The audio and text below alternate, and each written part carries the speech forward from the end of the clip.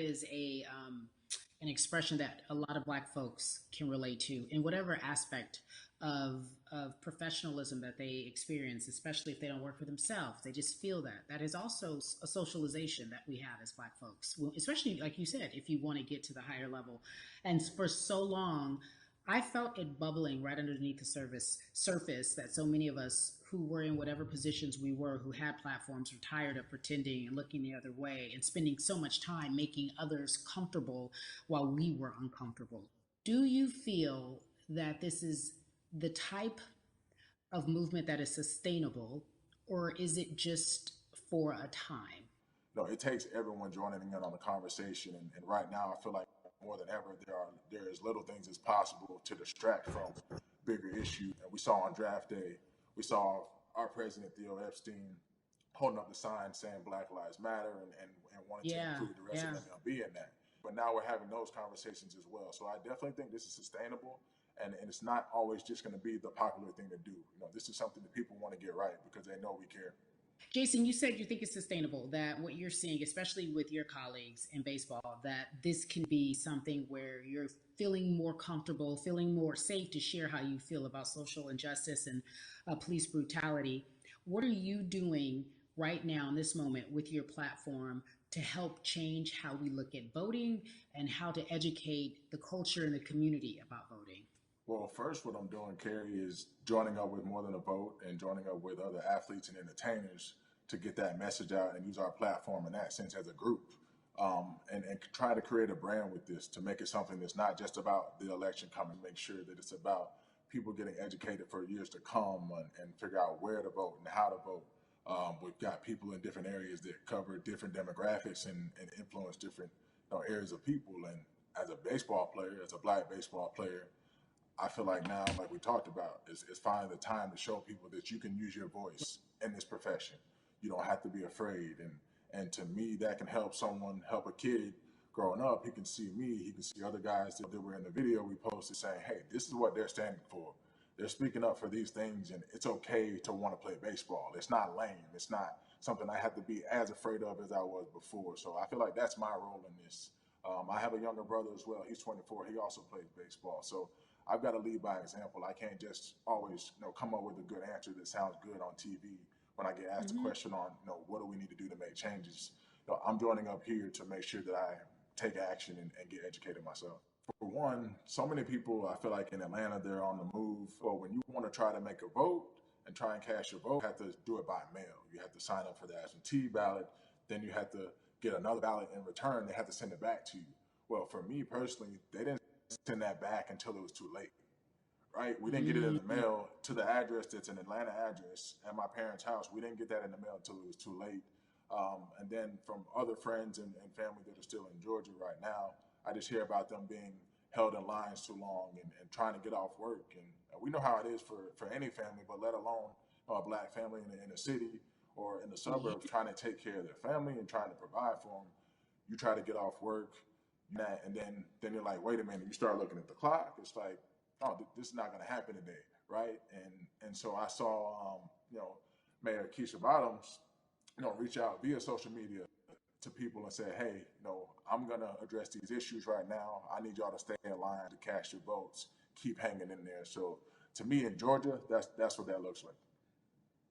Well, it's interesting that you even bring that up because there have been all these images specifically from Georgia, because that's such a battleground, where you see people, especially when it came to the primaries, doing whatever it takes.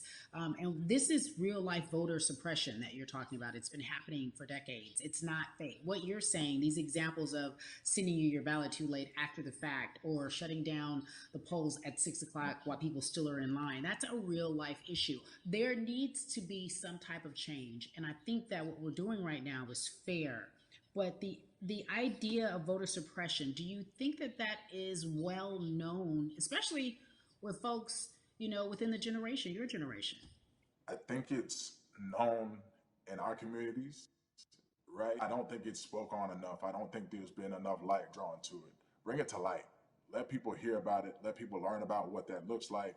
and get more people to say, okay, look, like this is going to happen. We have to expect this, and we can no longer make the excuse. We can't say they didn't warn us. Jason, everybody knows, or it feels as if everyone knows, that the time is now. America's paying attention to us. We have their eyes, we have their ears. If you look toward the future, what are you most excited about in terms of seeing a change?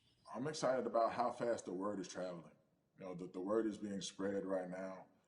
The biggest athletes, the biggest icons, biggest entertainers are doing their part. But I'm also seeing people out there on the streets doing their part. When so many things got lost, could have very easily got in the commotion when it came to protests, and you saw rioting, you saw looting. People still stood their ground, and people still went out there and said, look, we're doing this for the right reasons. We're going to come together. We're going to use drones. We're going to use social medias. I feel like this is a new wave of getting things done the right way and just spreading the message. You're right about that. And you're right. People are spreading the word unapologetically. We out here. We doubling down. Thank you so much. I appreciate you. Right.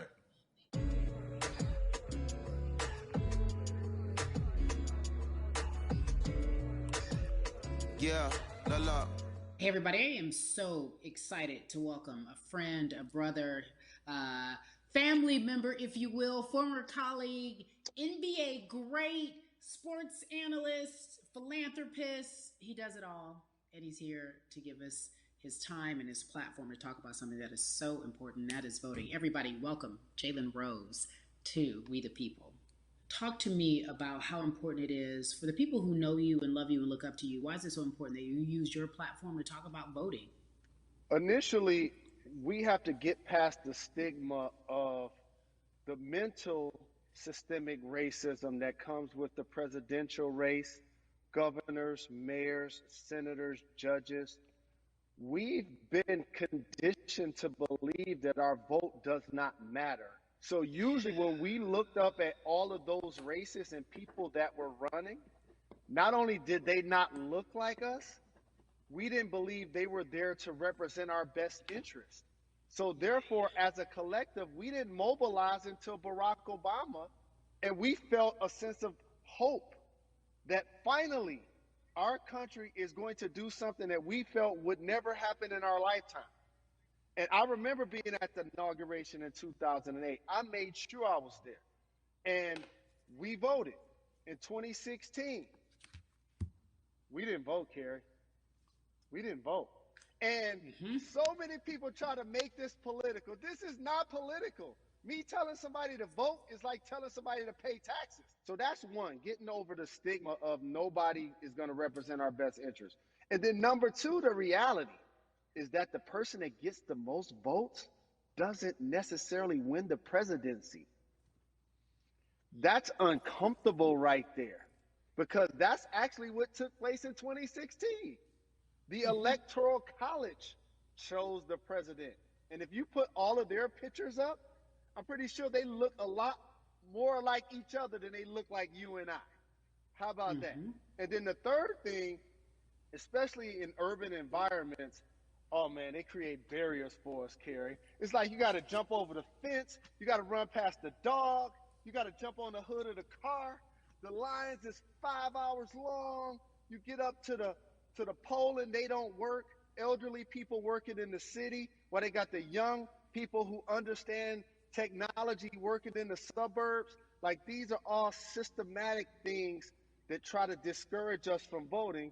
And then finally, we don't have a day off to vote. We need to work. So we don't get a day off. It's going to be a full day, and I got to work to pay my bills. So you know what I'm going to do?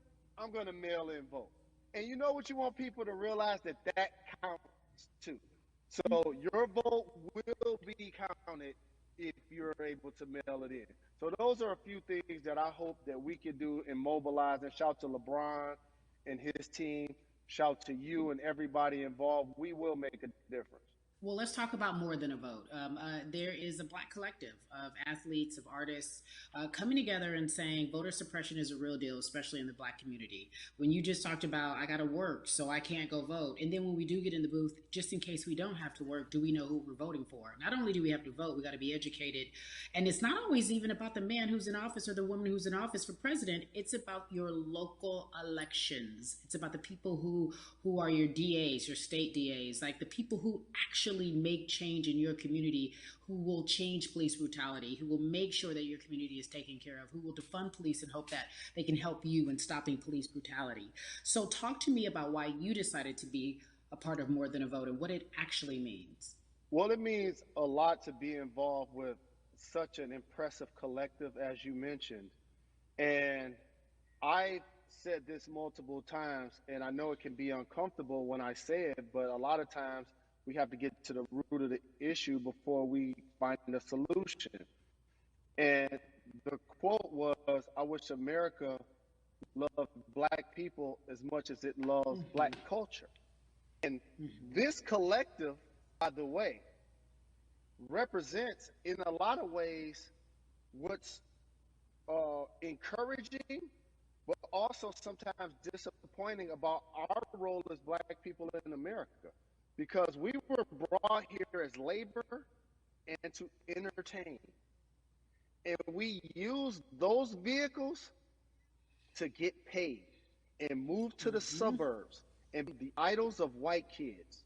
And so now that we have this collective, I would say sports and entertainment represent the most powerful group of black men in the United States. I'm talking about money, power, celebrity, the ability to mobilize, community involvement, their leadership, their intellect. And so to have all of us pull it in the same direction at the same time for anything that we're passionate about is going to be a difference maker, but it's definitely going to be a difference maker in the 2020 vote because we're going to make sure we inform everybody that they can let their voice be heard, and failure is not an option.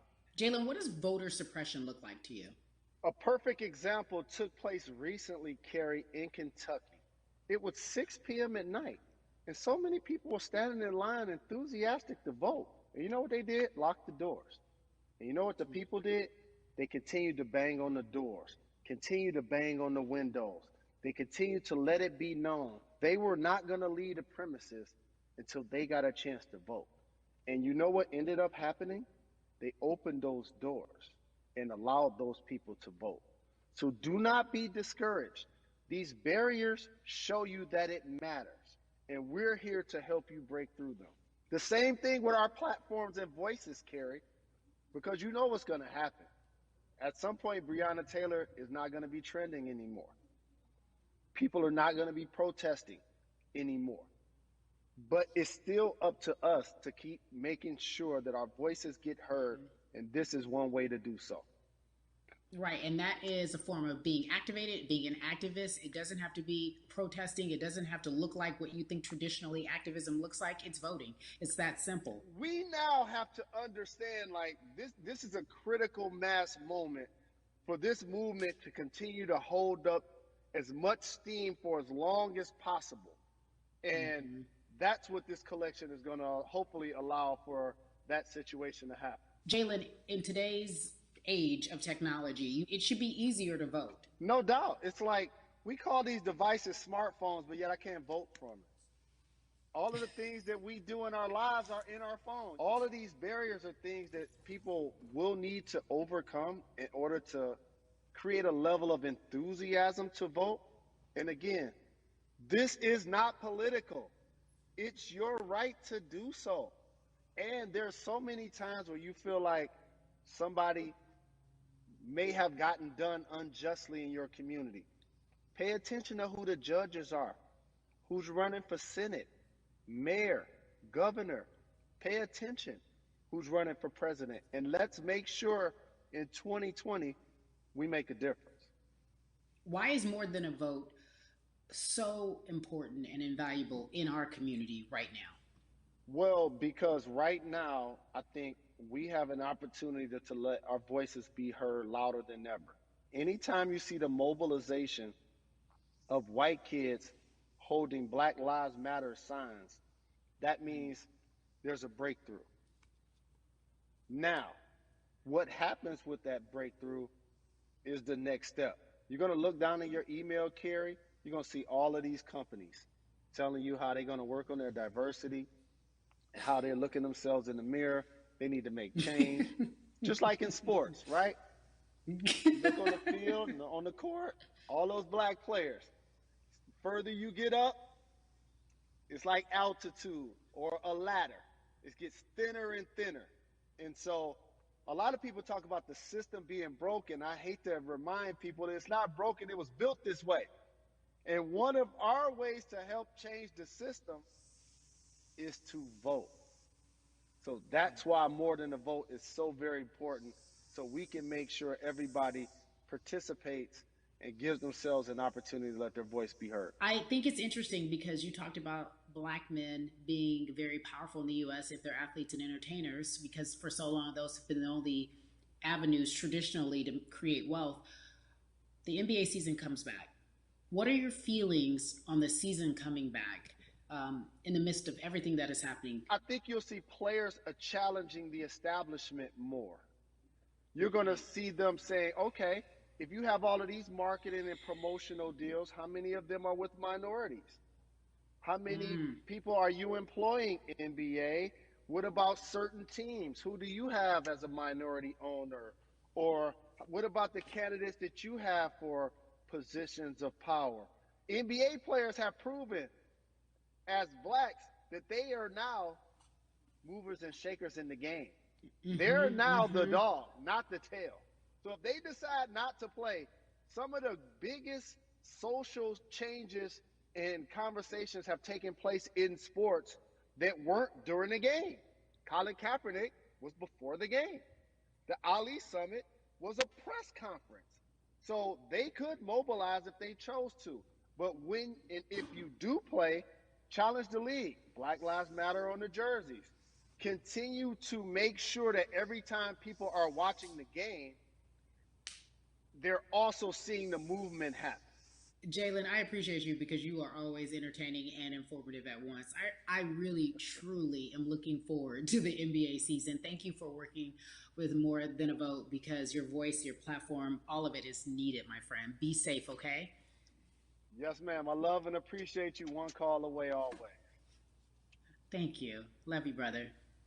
Love you too. Every conversation that we had today, I hope was helpful for you. I am so grateful to everyone who came on with me to talk about what's going on in our culture and how we need to change. Huge shout out to Jalen Rose, Bun B, Jason Hayward, Yvonne Orgy, and Russ. Their words were inspiring, but also important and invaluable. I hope your phone is full with all the information that we've been able to place in front of you.